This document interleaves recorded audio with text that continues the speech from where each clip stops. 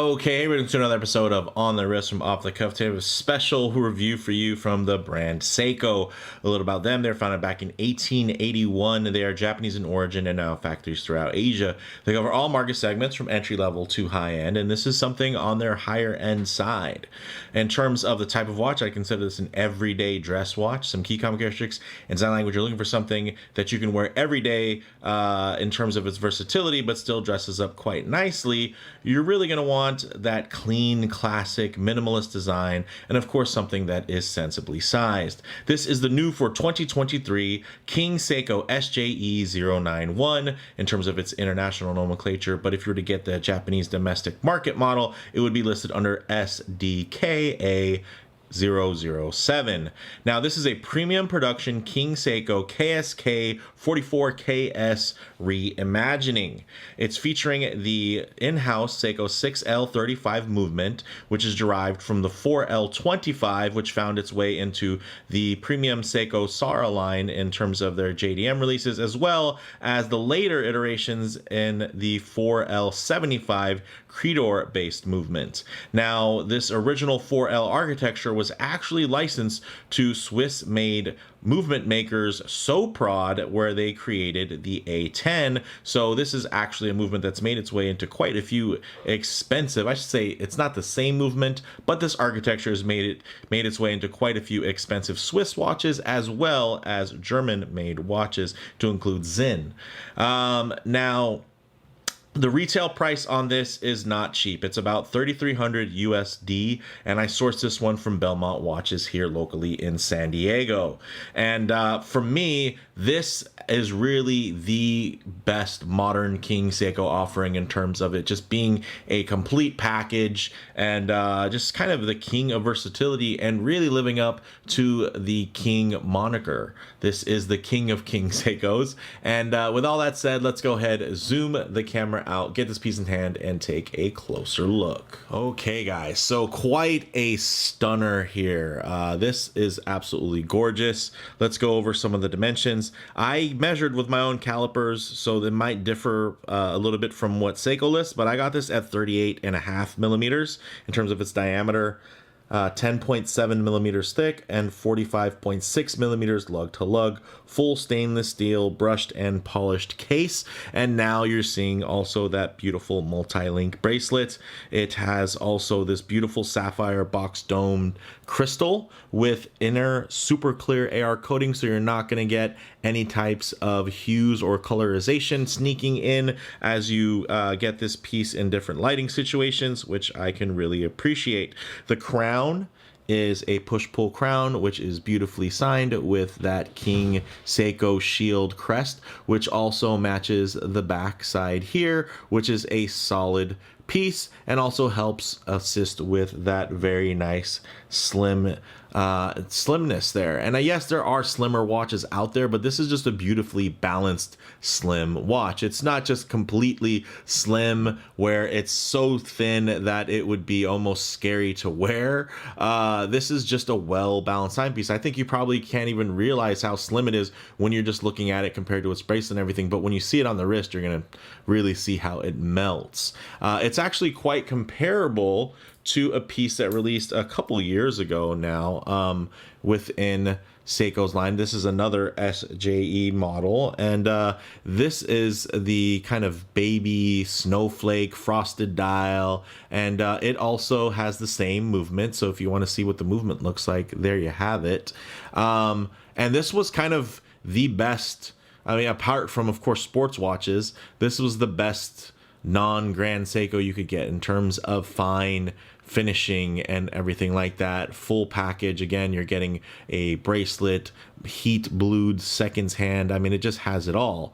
And now you take a look at this new offering, and it is quite gorgeous, guys. Look at that. Really fantastic. This has actually the Dia Shield coating, so it's not going to have quite as bright a luster as here, where you're seeing the raw steel, which looks fantastic and I think is quite fitting and does make it a little bit easier for touch-up work. But you can see the dia shields protected this particular unit so well that yeah, there's nothing to touch up in terms of polishing. But one thing I really like is that you can see here, although the size difference isn't that much, the dial size really helps shrink down the silhouette here. And although I love this watch, I mean, the king is the king for a reason. So let's get into it. So the 6L35 movement has a 45-hour power reserve, beats F4 hertz, has a 28,800 vibration per hour beat rate. It is accurate to within plus 15 to minus 10 seconds per day, and I've heard a lot of feedback that that's not good enough. But let's put some context into there. The Swiss-made ETA2892, which this movement competes with, at the elaborate grade, adjusted to 4 positions, has an average accuracy of plus or minus 5 seconds to plus or minus 20 seconds per day. And because they say plus or minus 20, guess what that means? It can be minus 20. And that's still within regulation. Also, even when you look at it, let's say a top grade ETA 2892, that's regulated to 5 positions and has an average accuracy of plus or minus 4 seconds per day to plus or minus 15 seconds. Again, plus or minus 15. That means 15 seconds is on the far end of that. They really just hit you with the marketing of, hey, plus or minus 5 on the lower end. It's so they could say, hey, the top grade is better than the elaborate grade, and then the chronometer spec is it even tighter, right? It's part of the bracketing and tiering, but Seiko doesn't do that. So when they say plus 15 to minus 10 seconds, that is the farthest reaches that this will ever be. So yes, you could possibly have one that is on the very far reach of plus 15 or minus 10 seconds. But again, whoever really gets stuff at the very far reaches, these always have run really well for me, and I've had quite a few iterations of the 6L and even some 4L powered movements in the past. So this for me has been a great movement. It is a great movement. It's so good that they recently updated it again to make it a bit more robust and put it in a sports watch in that latest SJE093, which is that new 62 MAS reissue. So hey, it's a good movement. For my part, I've actually experienced it. I've looked into it. I think some people just heard the number 6 and just started getting upset because they were thinking about the 6R, but hey, that's a whole nother story. Now, when we get to the case back, like we mentioned, we have this gorgeous stamped case back there with that nice deep lustrous King Seiko shield there, which looks fantastic. You see made in Japan. You see the shield matches here on the crown.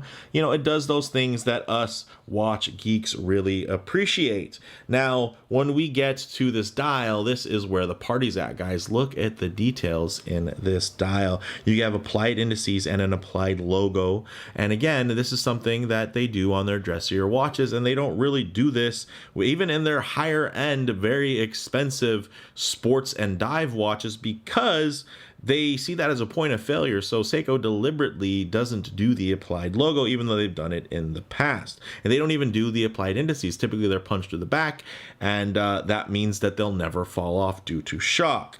Here, they're making a conscious choice again to show that high-end craftsmanship and do it applied. And you can see the micro texturing and beveling across so many different facets here, whether you're looking at the handset or the dial furniture in terms of those indices. You're getting this beautiful glossy black dial, as you can see. Not quite the luster of an ultra inky dial, but it is quite dark black, inky, and glossy. I would just say that no, it's not a lacquered dial, at least as far as I know, but it is beautifully dark, and it does the job absolutely.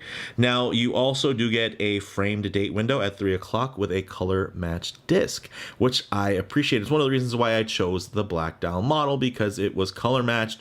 The other option was a silver dial, but it has a white date window. I thought that, hey, hey, with the black on black, that looks fantastic. But I will say the one thing that helps for the white dial model, I should say the silver dial model with the white date window, is that it has black text, and you're going to get the black text for the numeral matching the black text across the dial. Here, the text across the dial is actually silver and not white, but you know, visually it can appear white. So it matches close enough for me, but those are just some little observations. Also, if you were to get the silver dial model, instead of seeing that micro brushing there on the top flat surfaces, you would actually be getting a very high polish. And that is because that is actually what's going to, you know, contrast better against the lighter dial in terms of reflections.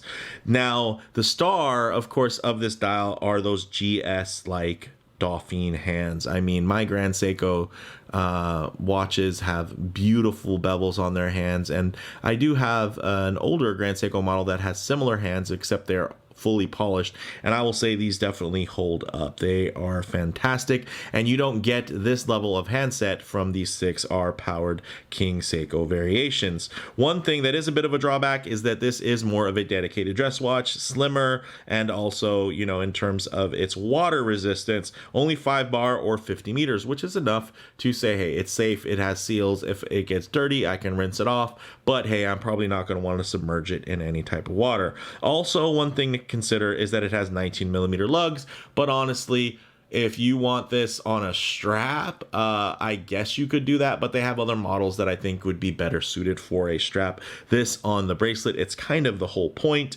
and man, does it look good. The bracelet is that beautiful solid multi-link, solid end link bracelet, has a wonderful taper from 19mm down to 17.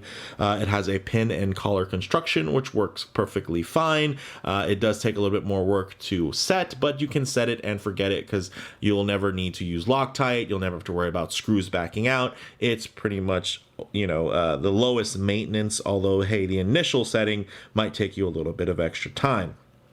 Now, it does have also a push button butterfly deployant clasp here, and you can see that this isn't a parts bin piece here. This is actually nice and well engineered, and of course it is in-house. This is all from Seiko, which you can't always say when you are looking at bits and bobs when it comes to these little pieces, and Seiko is really known for their level of in-house goodness.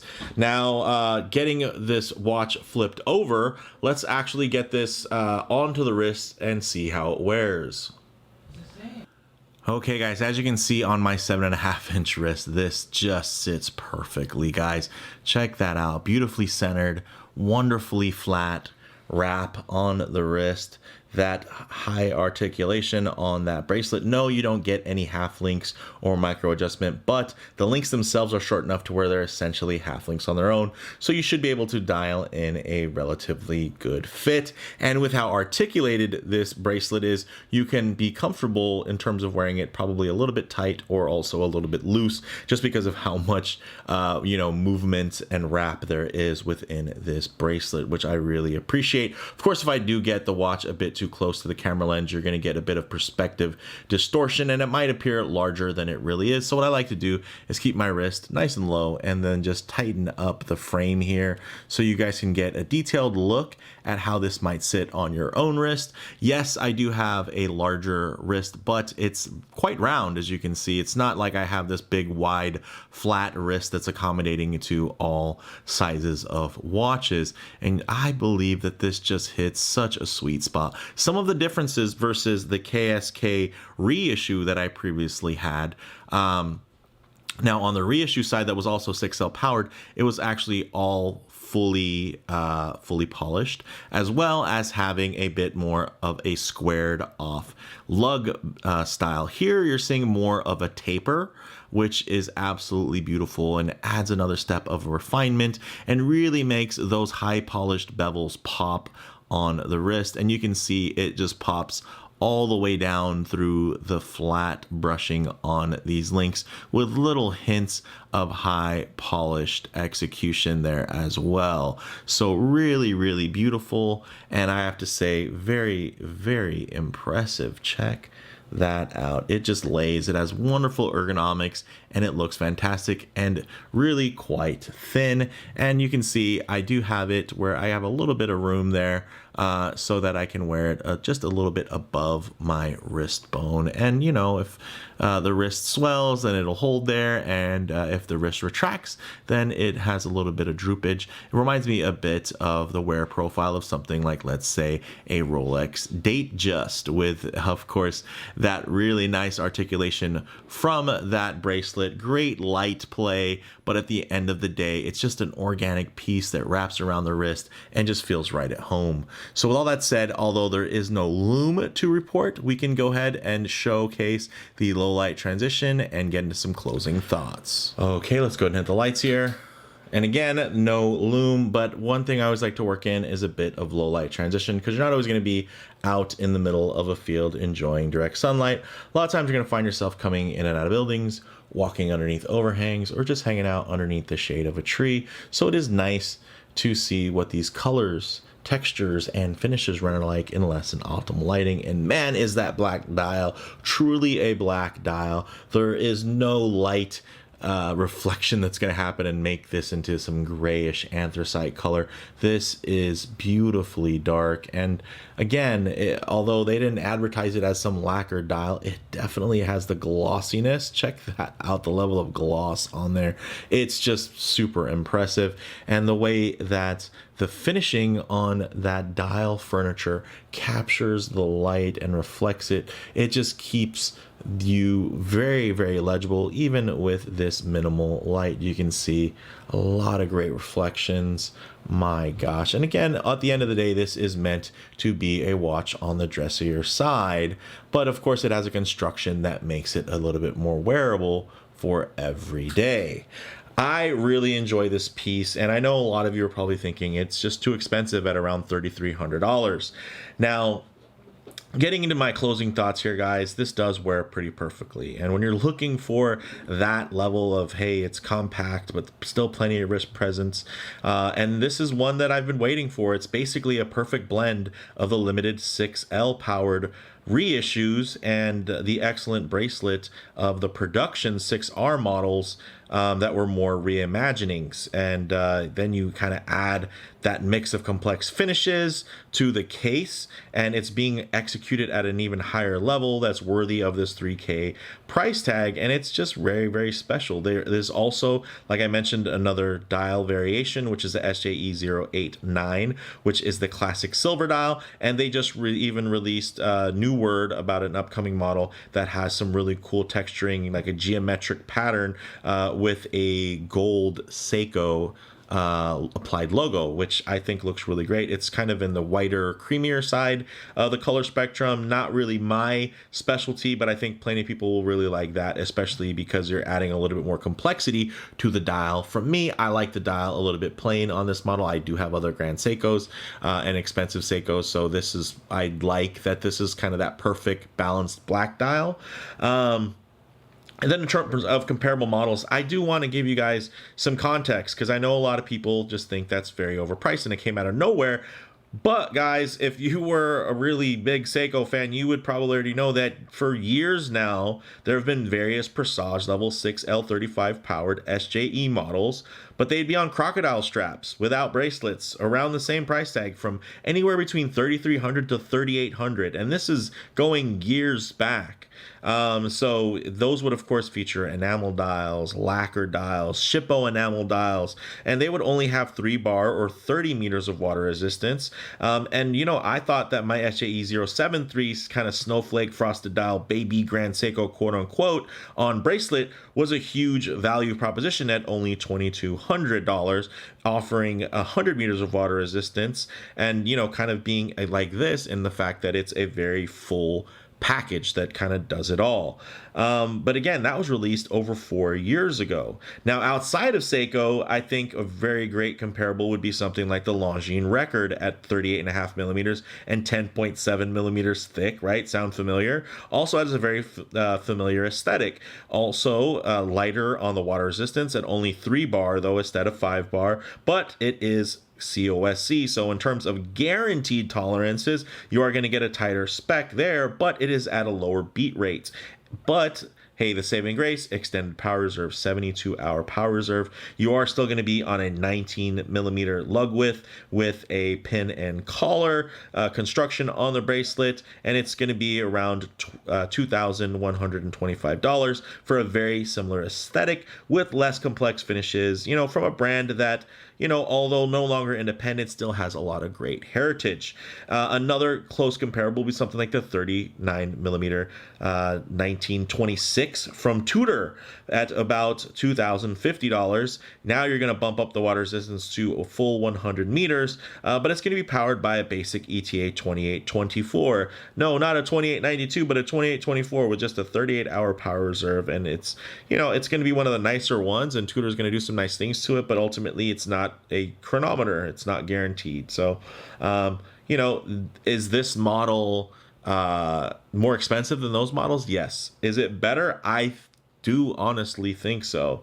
So for me, guys, bottom line, this, you know, with the higher end finishing and specs, you know, paired into this iconic design from a notable earmark within Seiko's rich history, it just makes this an attainable grail for many collectors, and a great, I think, thin automatic alternative to many of Grand Seiko's bulkier silhouettes. I mean, this is thinner than the original King Seiko that it's homaging, and that was a manual wind, and this is thinner than some manual wind Grand Seikos today. So if you want something thin and you're a big Seiko fan, you might actually prefer this over something like a Grand Seiko. And I think that's something to just consider when you're looking at that value proposition. Ultimately, you're going to buy what you want. You're not going to buy the spec sheet. And I think there's a lot of great pieces in terms of this in the metal on the wrist that really shined for me. So let me know what you all think in the comments below. If you liked the video, please hit like, and if you're new, please subscribe for more content just like this. And while I was saying that, one last reminder, this is not a limited edition, which does mean as long as these pieces do sit, you'll be able to get discounts on them. You'll be able to negotiate that 20% off of that typical, you know, depending on your relationship with whichever dealer, 10 and 20%, you'll be able to get it cheaper. And eventually you'll be able to find these online in stores where you're going to be able to take advantage of the exchange rates, right? Whether it be the Japanese yen or wherever you're buying it from overseas. But then you are also going to have to consider, you know, different types of fees for importing it, right? But you can definitely, at some point, as long as these don't fly off the shelves, you should be able to get these at below retail. So that's just also something to consider, because this isn't a limited edition. So that's a good thing for a lot of folks. The limited editions typically will hold their values a lot better. So maybe for flipping, it's not as great to have it as standard production, but for getting into something that you love and wearing it, I think that is, you know, it makes all the difference. So again, let me know what you guys think. Looking forward to checking out those comments. Thanks, guys.